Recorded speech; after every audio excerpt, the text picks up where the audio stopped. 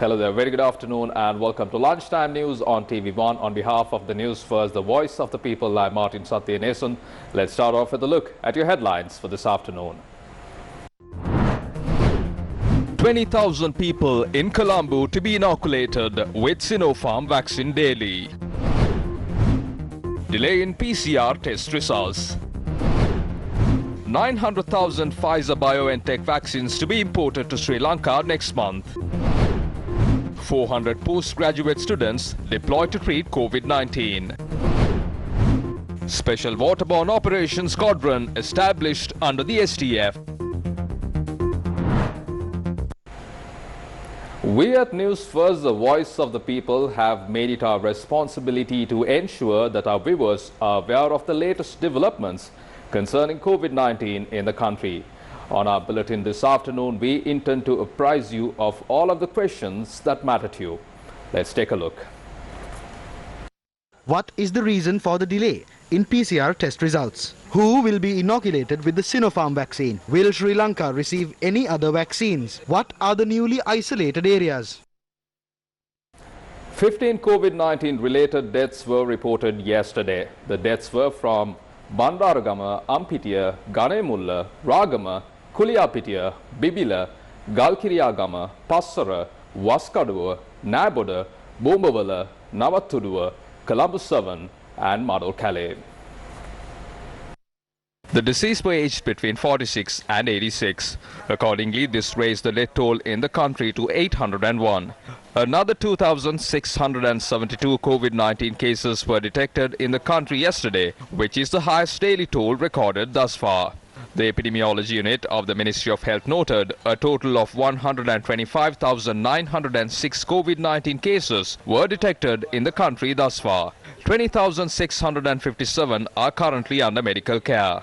1,365 people recovered from the virus and were discharged from the hospitals yesterday, bringing the total recoveries in the country to 104,463. From the total caseload detected yesterday, the highest number was reported from Colombo district, which is 755. The National Operations Center for Prevention of COVID-19 stated 323 cases were detected from Gampaha, while 234 cases were detected from Kalutara.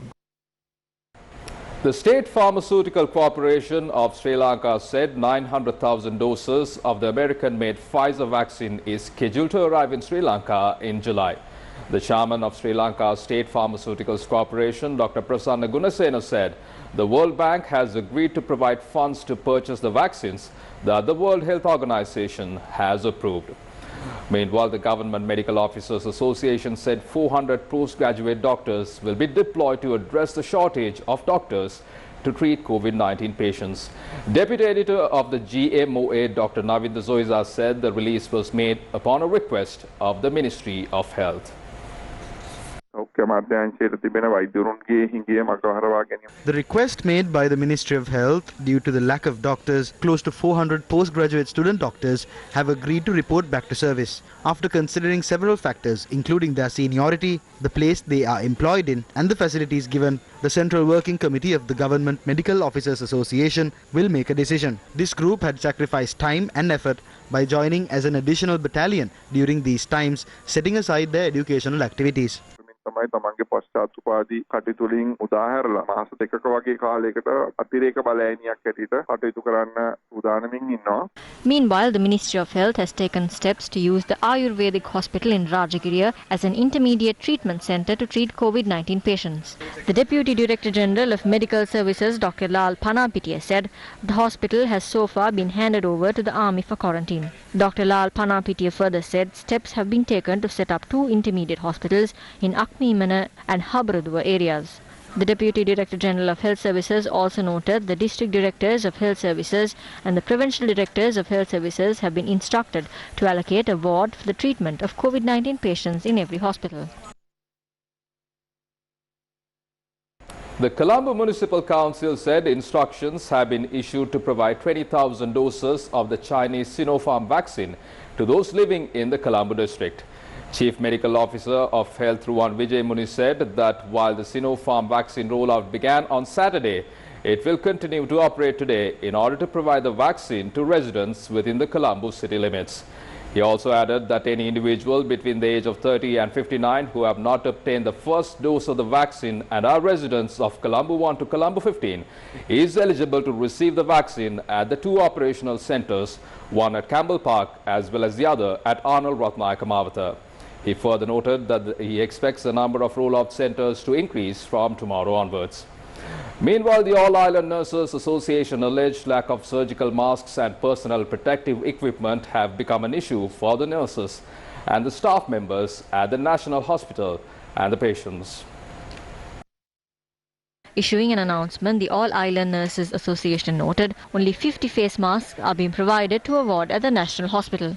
The announcement also notes it is only sufficient for a shift and lack of PPE has made the National Hospital an unsafe place. The All Island Nurses Union also noted even though it was informed to the health authorities and all officers in charge of the hospitals, the issue has not been taken seriously.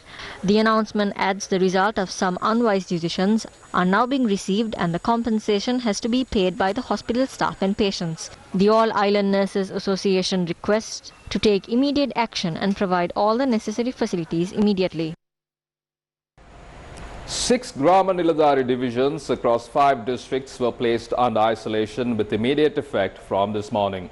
According to the Army Commander General Shavendra Silva, 6 Grama Niladhari divisions in the Gampha district, 3 Grama Niladhari divisions in the Ampara district, 4 Grama Niladhari divisions in the Kalutara district, 1 Grama Niladhari division in the Ratnapura district, 1 Grama Niladhari division in the Monaragala have been placed under isolation. Meanwhile, the Army Commander further said 14 Grama Niladhari divisions across the Gampaha, Ampara, Kurunagala and Trincomalee districts were released from isolation with immediate effect. In the Gampaha district, in the Mahara police jurisdiction, Atikehelgalla West, in the Katana police jurisdiction, the KC Silva Grama Niladhari division, Kadirana North, Atambagahavatta village, Kadirana South, Peshakarma village, in the Wattala police jurisdiction, Sedavatta Grama Niladhari division, Mahapamunugama area, Kunjagahavatta Grama Niladhari 44th area, Nilsiri Grama Niladhari 3rd and 7th lane. In the Ampara district, in the Dehiyattakandiya police jurisdiction, the Navamedagama Grama Niladhari division and the Navamedagama area, the Bakmeedaniya Grama Niladhari division and the Ranhelagama area, Serupitiya Grama Niladhari division and the Serupitiya sub area. In the Kalutara district, in the Moragahahena police jurisdiction, Palannoruwa, Korala Ima, Kumbuka West, Narthanagala in the Horana police jurisdiction, Angammana in the Ratnapura district and Bohitiya Grama Niladhari division in the Monaragala district. The latest areas that have been placed under isolation and places that have been released from isolation can be found on our website www.newsfirst.lk. Meanwhile, Minister of Education Professor G.L. Pires expressed his views regarding the visit of the Chinese Foreign Minister to Sri Lanka at a media briefing today. එමෙතුමා මේ දැන් ඔය මේ අතර මේ දැන් කතාබහට ලක් වෙනවා චීන විදේශ ඇමතුමා ලංකාවට පැමිණීම සම්බන්ධව. එතුමා රටට පැමිණීමට A policy decision has been made to engage in a visit to Sri Lanka. The details and the schedules of the Chinese minister's visit will be informed by the Ministry of Foreign Affairs. විදේශ කටයුතු අමාත්‍යාංශය ප්‍රකාශයට පත් කරා. 30-acre paddy field in Bolagama, Ibbagamuva was destroyed after a sewage canal nearby overflowed. Area residents allege that the canal overflowed following heavy showers in the area. The sewage water that overflowed inundated a large number of paddy lands. Another group of farmers in the area are unable to cultivate as water in their fields have not receded yet. These farmers request the authorities to renovate the sewage canal. The Met Department also added that heavy rainfalls above 100 millimeters can be expected at some places in Sabaragamuwa, central, northwestern, western and southern provinces and in Polonnaruwa district. The Met Department said showers or thunder showers will occur over most parts of the island during the evening or night. The Met Department advises the general public to take necessary measures to reduce the risk of temporary strong winds and thunderstorms. Many locations in Variapula were inundated due to heavy showers. The Variapula-Kalugamur road was inundated after the Gonu Canal overflowed. Traffic in the area was disrupted due to the inclement weather conditions.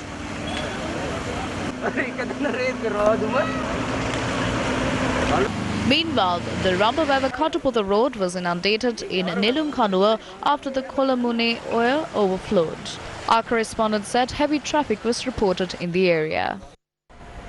On to another headline-making story. A new unit of the Police Special Task Force, identified as the Special Waterborne Operations Squadron, has been established. Police media spokesperson DIG Ajit Rohan said that this new unit has been established to track down illegal activities taking place close to rivers and reservoirs.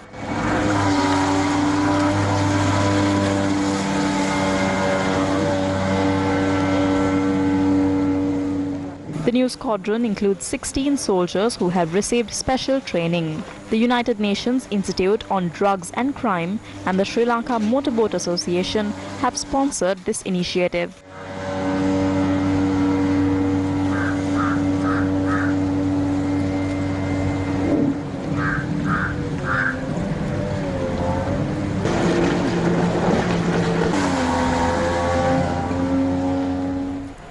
Samagi Jana Balawege MP Ashok Abesinghe also expressed views regarding the current COVID-19 situation in the country. I believe the reason behind the rapid spread of COVID-19 in the country is because instead of listening to science, the rulers follow myths. Sri Lanka has now become the country with the second fastest spread of COVID-19 in Asia.